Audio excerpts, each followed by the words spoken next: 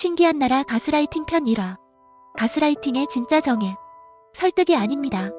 현실을 흔드는 기술입니다. 사람들은 가스라이팅을 흔히 말로 속이는 것이라고 생각합니다. 단순히 거짓말을 하거나 상대를 기만하는 행위로 여기는 경우가 많습니다. 하지만 이것은 가스라이팅의 본질을 완벽하게 담아내지 못합니다. 이 생각은 절반만 맞습니다.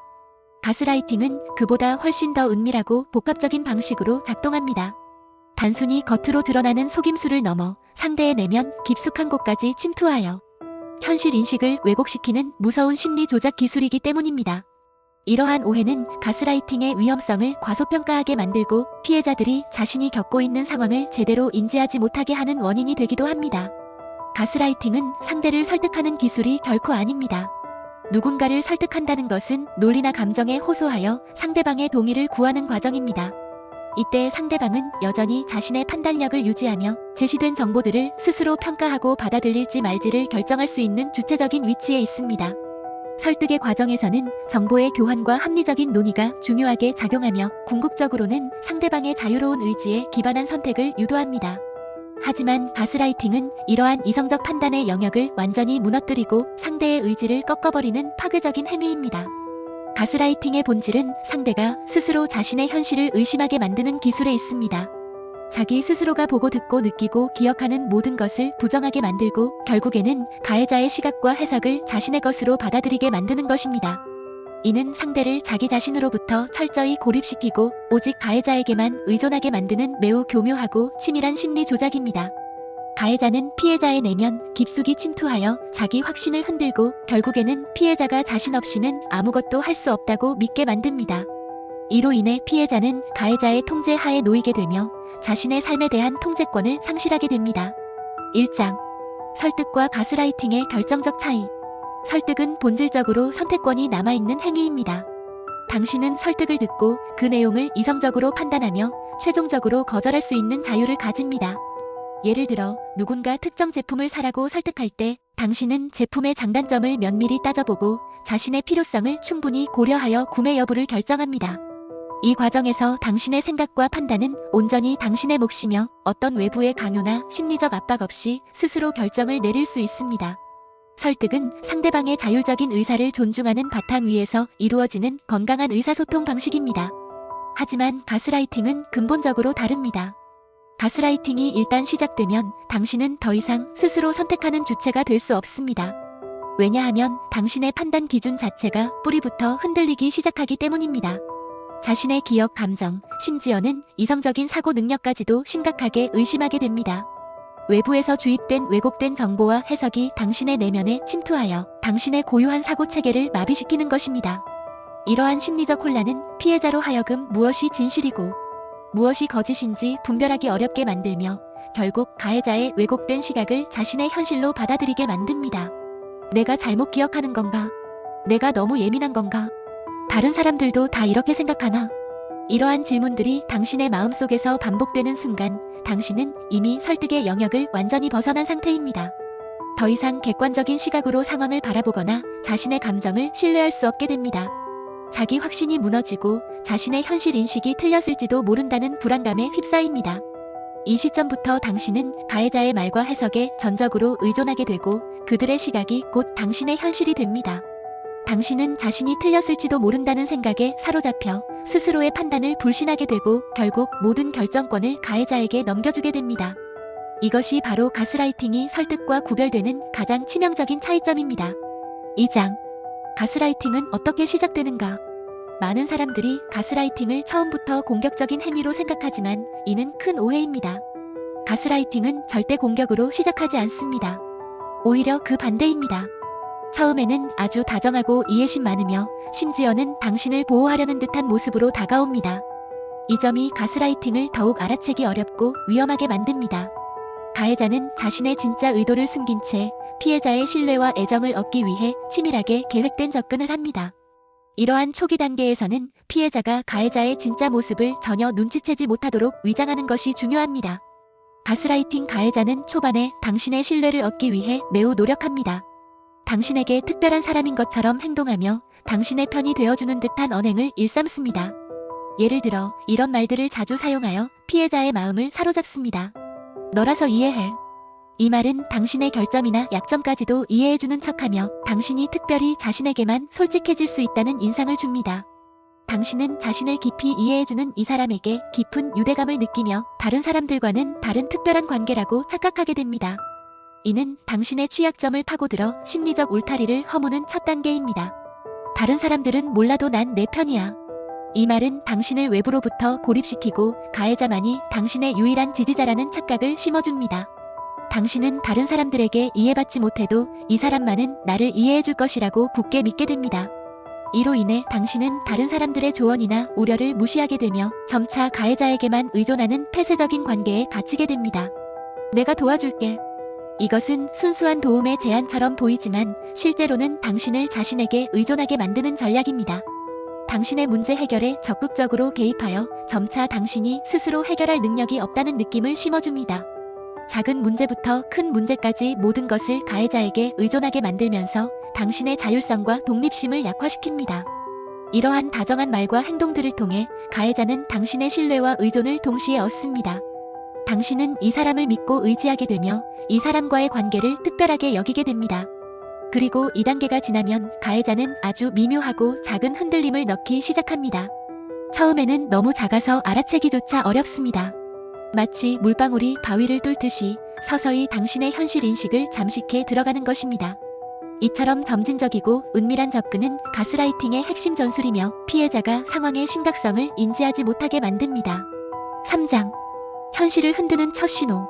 가스라이팅이 본격적으로 시작될 때 가장 흔하게 들을 수 있는 첫 문장은 다음과 같습니다. 이는 피해자의 감정적 경험을 부정하며 현실 인식을 왜곡시키는 교묘한 수법입니다. 그건 내가 그렇게 느낀 거지. 이 말의 무서운 점은 표면적으로는 사실을 부정하지 않는 것처럼 보인다는 것입니다. 내가 느꼈다는 사실 자체를 부인하지 않기 때문에 상대방은 반박하기가 쉽지 않습니다. 그러나 이 말은 실제로는 매우 교묘하게 당신의 해석권을 빼앗고 당신의 감정을 왜곡하는 장치로 작동합니다. 이 표현은 당신이 경험한 것을 객관적인 사실이 아닌 단순히 주관적인 느낌으로 치부해버림으로써 당신의 경험 자체를 무효화시키려 합니다. 이 말은 당신이 경험한 현실 자체를 부정하는 대신 그 현실에 대한 당신의 느낌을 문제 삼습니다. 즉, 실제로 일어난 일은 중요하지 않고 당신이 그것을 어떻게 받아들였는지가 잘못되었다고 암시합니다. 예를 들어 누군가가 당신에게 불쾌한 말을 했을 때 당신이 상처받았다고 표현하면 가해자는 그건 내가 너무 과민하게 반응한 거지 또는 그냥 농담이었는데 내가 그렇게 느낀 거지라고 말하며 당신의 감정을 비하합니다. 이는 당신의 감정적 반응이 부적절하다는 메시지를 전달하며 당신의 감정 표현을 억압하고 심지어는 죄책감까지 유발합니다. 결국 현실은 더 이상 무슨 일이 있었는지 그 객관적인 사실이 아니라 내가 어떻게 느꼈는지 그 주관적인 해석으로 축소됩니다. 그리고 그 느낌은 항상 틀렸다고 혹은 과장된 것이라고 암시됩니다. 이 과정을 통해 당신은 자신의 감정을 신뢰하지 못하게 되고 자신의 감정 표현이 잘못된 것이라는 죄책감을 느끼게 됩니다. 이는 당신의 내면에서부터 현실 인식을 흔드는 강력한 첫 신호이며 피해자로 하여금 자신의 감정조차도 믿지 못하게 만드는 심각한 심리적 폭력입니다. 4장. 기억을 공격하는 단계. 현실을 흔드는 첫 신호가 지나면 그 다음 단계는 당신의 기억을 직접적으로 공격하는 것입니다. 이는 당신의 주관적인 감정뿐만 아니라 객관적인 사실에 대한 당신의 기억마저도 의심하게 만듭니다. 가장 흔하게 사용되는 말들은 다음과 같이 당신의 기억을 부정하고 왜곡하려 합니다. 그런 말 한 적 없어. 너 또 과장한다. 내가 언제 그랬어? 이러한 말들은 당신이 분명히 경험하고 기억하는 사실을 완전히 부정함으로써 당신의 기억력과 현실 인식을 심각하게 훼손합니다. 당신은 자신이 분명히 들었거나 보았다고 확신하는 사건에 대해 상대방이 전면적으로 부인할 때 극심한 혼란을 느끼게 됩니다. 처음에는 상대방이 정말로 기억을 못하는 것일 수도 있다고 생각할 수 있습니다. 하지만 이 과정이 반복되면 당신은 점점 자신의 기억을 믿을 수 없게 됩니다. 자신이 미쳤거나 기억에 문제가 생긴 것은 아닌지 심각하게 의심하게 됩니다. 이 과정이 반복될수록 사람은 자신의 기억을 지키기 위해 필사적인 노력을 합니다. 메모를 하기 시작합니다. 중요한 대화 내용을 날짜와 함께 꼼꼼하게 기록하거나 사건의 상황을 상세하게 적어둡니다.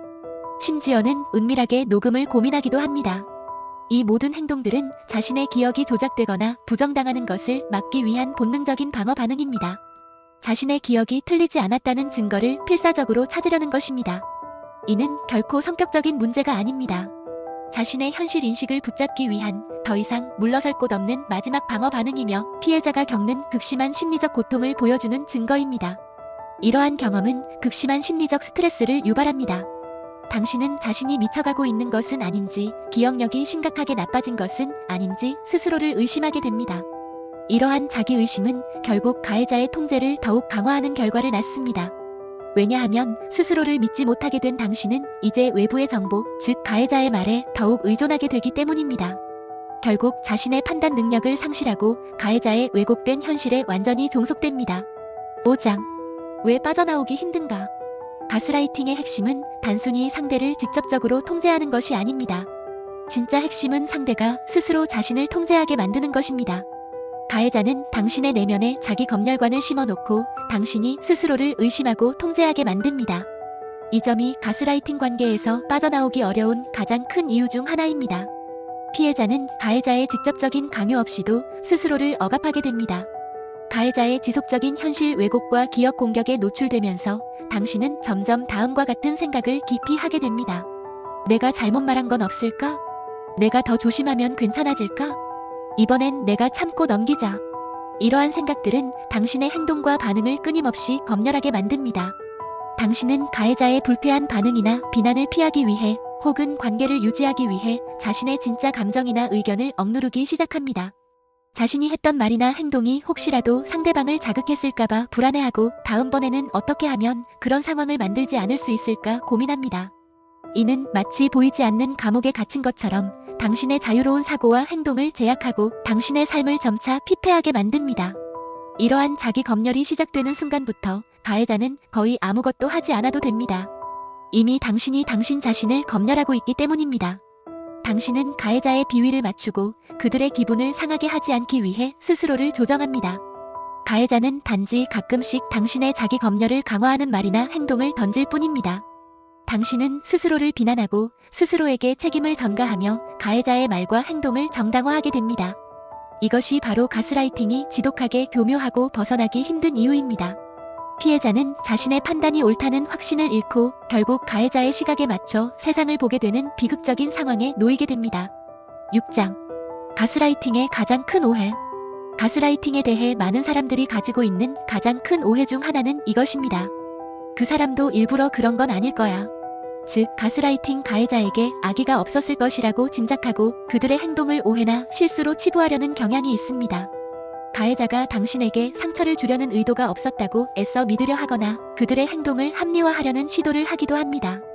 그러나 가스라이팅은 가해자의 악의 유무와는 전혀 상관이 없습니다. 중요한 것은 가해자의 의도가 아니라 그 행동으로 인한 결과입니다. 가해자가 당신을 조종하려 했다는 명확한 의도를 가지고 있었는지 아닌지는 가스라이팅 여부를 판단하는 데 있어 핵심적인 기준이 아닙니다. 심지어 가해자 스스로도 자신이 가스라이팅을 하고 있다는 사실을 인지하지 못할 수도 있습니다. 하지만 그 결과가 피해자에게 치명적인 영향을 미친다면 그것은 분명한 가스라이팅입니다. 진정으로 중요한 기준은 당신이 그 관계 안에서 어떤 변화를 겪고 있는가입니다. 스스로에게 다음 질문들을 던져보십시오. 이 질문들에 대한 답이 당신의 현실을 명확히 보여줄 것입니다. 내가 점점 나를 믿지 못하게 되었는가? 이전에는 확신했던 나의 생각, 기억, 감정들이 이제는 흔들리고 의심스러워졌습니까? 자신의 판단보다 상대방의 의견을 더 신뢰하게 되었습니까? 스스로의 직관이나 감정을 무시하고 상대방의 해석만을 따르게 되었습니까? 설명하고 변명하는 시간이 늘었는가? 상대방에게 자신의 행동이나 감정을 끊임없이 설명하고 정당화하려 노력하는 시간이 많아졌습니까?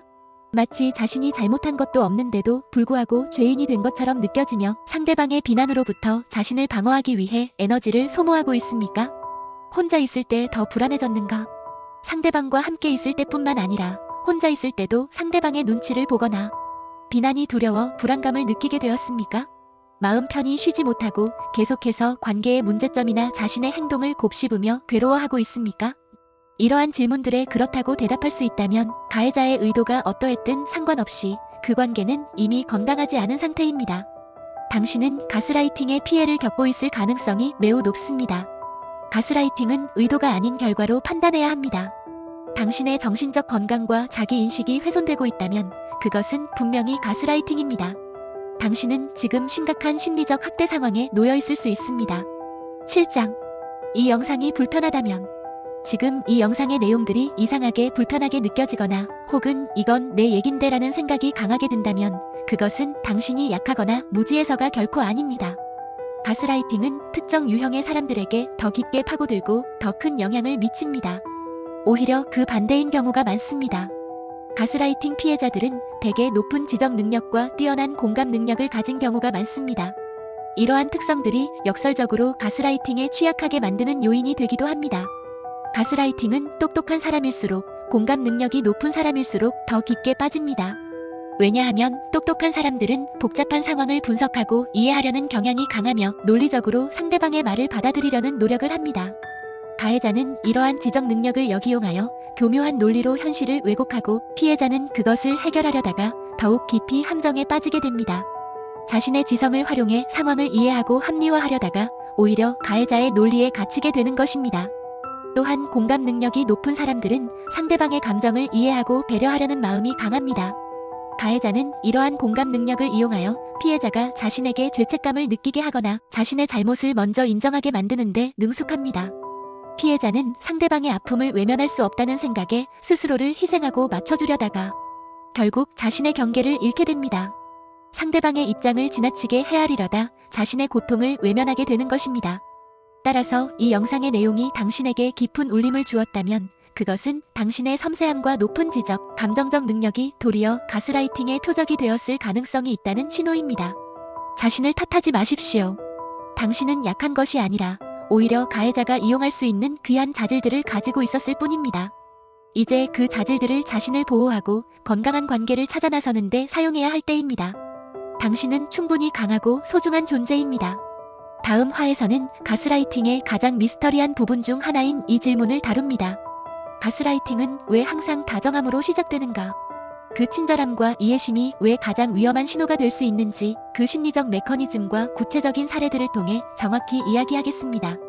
다정한 가면 뒤에 숨겨진 가스라이팅의 진짜 전략을 파헤치고 당신을 흔드는 다정함의 진짜 얼굴을 밝혀내겠습니다. 이를 통해 당신이 건강한 관계를 식별하고 자신을 지킬 수 있는 지혜를 얻을 수 있도록 돕겠습니다. 진정한 관계의 건강함을 되찾는 길을 함께 찾아나가겠습니다.